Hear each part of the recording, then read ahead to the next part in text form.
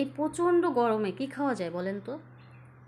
আজকে লাঞ্চে আপনাদের সাথে আমি সেটাই শেয়ার করব, এই প্রচণ্ড গরমে কি খেলে শরীরটা ভালো লাগবে।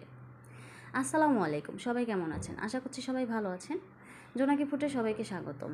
আজকে আমি আপনাদের সাথে শেয়ার করব রসুন পোড়া দিয়ে শুটকি মাছের ভর্তা, আর হচ্ছে করলা করলা আর আলু মিক্স করে একটা ঝোল ঝোল করে তরকারি রান্না করে সেটাই শেয়ার করব রুই মাছ দিয়ে। সো চলেন আর দেরি না করি। তো দেখছেন রসুনটা আমি খুব সুন্দরভাবে চুলায় মানে গ্যাসের চুলায় পুড়িয়েছি।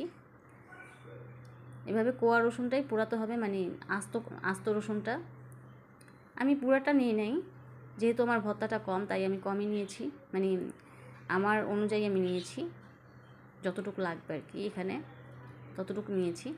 আর এই যে কাঁচা পেঁয়াজটা